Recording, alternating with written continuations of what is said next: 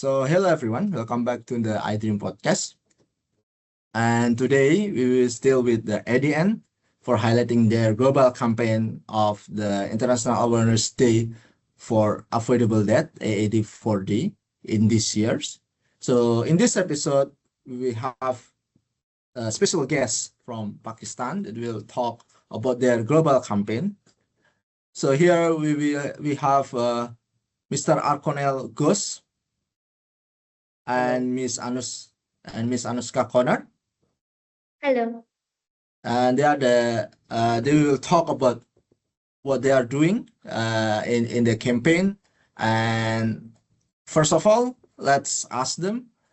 Can you both introduce yourself and explain your role in ADN to our listener? All right. I think I'll start. Hi, I'm Arkoneil Ghosh. I'm based in Mumbai in India, and as a part of ADN, I am currently the founder editor of the Junior Champion magazine. Apart from that, I'm also a junior champion, and I'm a regional coordinator. So as a junior as a founding editor of the Junior Champion magazine, my role is to create the magazine which shares the stories of children during disasters. So we have covered 5 volumes as of now. And as a regional coordinator, my role is also to work at the ground level with various with people who have been the victims of various disasters, such as drowning deaths or even snake bites. And as a junior champion, this is my role, and I have also helped lead multiple sessions. And I think this is my role in ADN, and I really do enjoy working with everybody. So over to Anushka. Hello, everyone. I'm Anushka Koner. I am a 21-year-old student from India. I'm based in Kolkata, India, and I am currently studying biotechnology. And I joined ADN in 2023. And I was initially a writer for the Junior Champion magazine. When I heard the opportunity to also join Orconil as the editor, and since then I've been the co-editor from issue 2 to issue 5 that we are going to launch very recently. And as a apart from that, in ADN, I've also been working as the operational team, and I have helped throughout sessions and to create flyers and posters, and I've also helped with various awareness sessions that have been happening in ADN. Thank you. Thank you both. So part of this, this podcast series is to celebrate the International Awareness Day for Avoidable Deaths, and the ADN's global campaign, season, which typically happens around March, and as we're coming into March now, what are you doing to celebrate ADN's global campaign? To celebrate the ADN Global campaign, both of us we are gearing up for the launch of the 5th volume of the ADN Junior Champion magazine. So this is based in Pakistan, and this features stories written by children who have been the victims of various disasters, such as the floods in 2025, or even various instances of cyclones which have happened over the past years. And we'll be celebrating it launching it for by launching it virtually and also attending the in-person launch in Bhubaneswar in Orissa, the launch of the Indian chapter and also our 5th volume. And apart from that, as a regional coordinator, I am also working towards celebrating the global campaign with a group of authors. So I speak Spanish, which gives me an advantage, and hence I can collaborate with others. So in this case, I'm collaborating with Argentinian authors and other from other countries also in Latin America. And as a part of that, I'll be leading a session which is in exclusively in Spanish. And as a part of that, I will be explaining the importance of celebrating the global campaign and what ADN does and why we must work towards avoidable deaths. I mean, why we must work towards avoiding them or spreading awareness or sharing stories of resilience. That's what I'm doing as a regional coordinator. And apart from that, we're also launching the Junior Champion Magazine. Is there anything to add from your side, Miss Anushka? Yes, no, I'm just joining Arkoneil for the launch of the fifth volume of the magazine.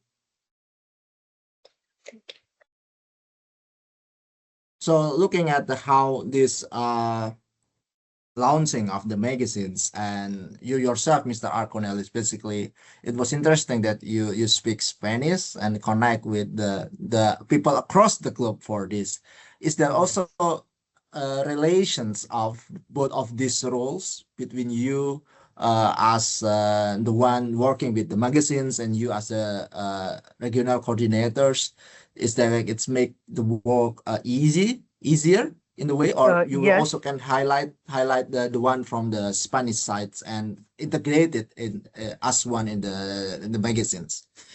So, of course, they are. I mean, the organization which I'm a part of in the Latin America, it's not ADN, but in terms of the ethos or the work which I'm trying to do, or like the way I'm trying to correlate both of them are, of course, the same way. So, so what I'm trying to do is I'm trying to teach them, or I wouldn't say teach. I would say spread awareness. That's what I'm trying to do from what I'm learning from ADN. So, of course, they are correlated in terms of the knowledge or what I'm trying to share, but not in terms of the I mean not in terms of the organization itself. But of course, that doesn't mean that I haven't worked together with them. I mean, as a part of an event last year for World Drowning Prevention Day, I did organize one more event with the same group of authors, and I spoke about the importance of celebrating this day and sharing stories of resilience between each other, even if not with me. So yes, I think they are quite similar in terms of what I'm trying to achieve and the ethos of it.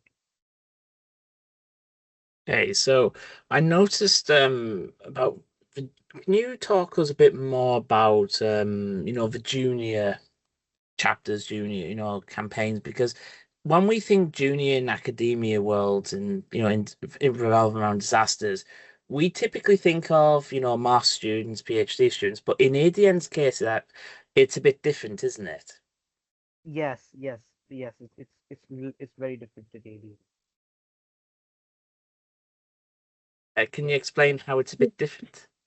So we've been working with young authors ranging from grade 3 to 12. So that means people as young as 10 years old are also contributing. So I would like specifically want to mention this one story that I've come across uh, in the Taiwan edition. Uh, it was about a child who wanted to be friends with Doraemon because he thought that Doraemon would be helpful in helping him throughout the disaster.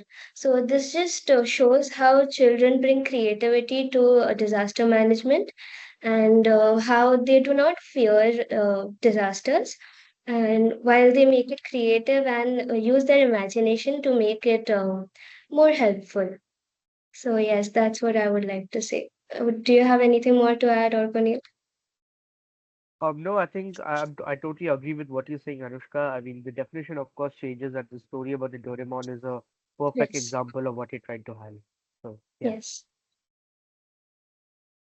Okay, then on to the last questions for both of you.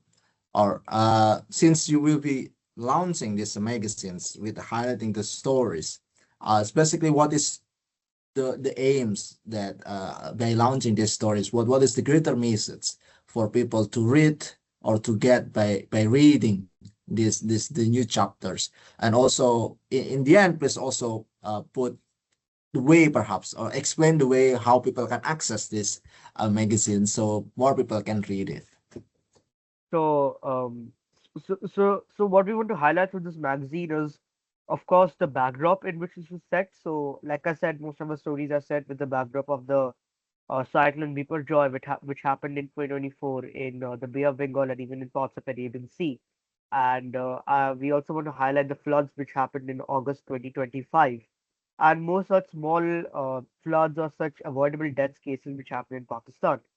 So what we want to do is we want to focus more on the storytelling aspect. I mean, we also want to show that children are also victims to this. It's not alone adults who have to bear the burden of loss or damage. It's also children who lose a lot. And when I say children, I don't always mean 10-year-olds or 12-year-olds. It can also be like some stories have also mentioned how uh, like the children who have written their brothers who are like 5 or 4 years old, even they have lost a lot, or they've even lost their family members.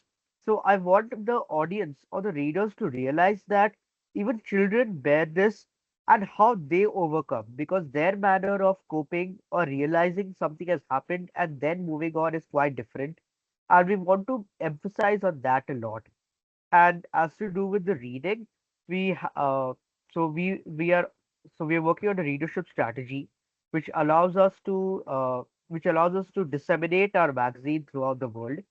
ADN also has its own website, which has all our magazines, and the previous issues can be accessed.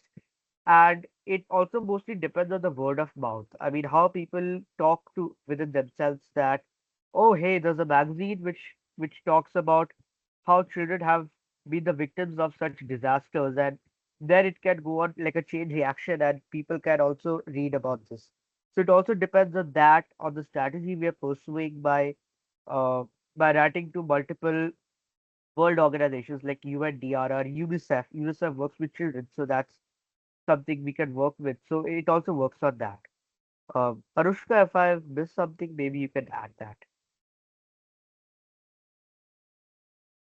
Yes, so I was saying that the special thing about this magazine is that every issue has a different country, and so we are dealing with a global part of this. And all of these countries have different problems, but all of these children have also come up with solutions and strategies to overcome this. So it just shows resilience on their part, and it can also help us learn from them, because local solutions are actually more helpful than a set of rules that are set up by an organization. Yes, that's it. Thank you very much for Arkoneil and Anushka to share your stories and of course your plan for the launching the new magazine of ADN. We from iDRiM hope for the best and like smooth launching this, and so more people can read it and understands the message that you intend to do to make. So thank you again for Thank you. your broad coming here. Thank you so much. Thank you so much. Yeah.